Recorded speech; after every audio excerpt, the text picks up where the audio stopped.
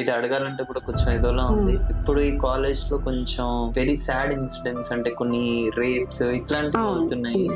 So ఇలాంటివి విన్నప్పుడు as a lecture గానీ ప్రొఫెసర్ గానీ మీకు అంటే అది ఎంత బాధగా అనిపిస్తుంది అసలు?